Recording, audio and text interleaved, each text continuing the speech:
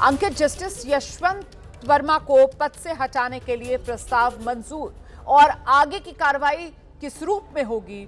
उसके हिसाब से कमेटी का गठन भी कर दिया गया है।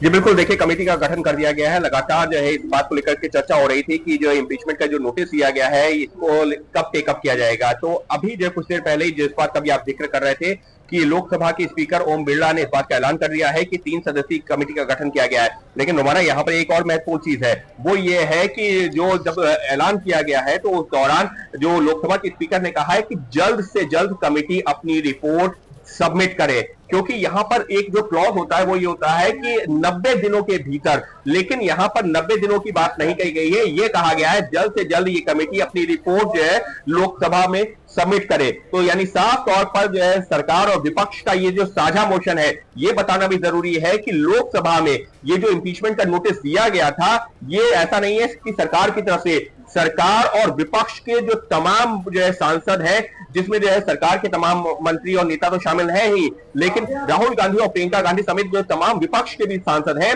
उन्होंने भी इस मोशन के नोटिस पर हस्ताक्षर किया था। तो आज ये जो नोटिस टेकअप हुआ है जिसके बाद में ये कमेटी का जो फॉर्मेशन हुआ है यानी कि कमेटी बनाई गई है, यहां पर ये सरकार और विपक्ष का एक साझा नोटिस था जिसको लोकसभा स्पीकर ने पहले तो ये कहा कि हम इन नियमों के तहत ये कार्रवाई जरूरी है और इस वजह से कमेटी का गठन कर रहे हैं। तो उससे पहले उन्होंने कहा कि हम मोशन को एक्सेप्ट कर रहे हैं। पहले तो उन्होंने प्रस्ताव को मंजूर किया और बाद में जो कमेटी बनाने का ऐलान किया है उसमें उन्होंने जो बात कही है वो अपने आप में फिर से अंडरलाइन कर रहा हो कि जल्द से जल्द ये 3 सदस्यीय कमेटी अपनी रिपोर्ट सबमिट करे और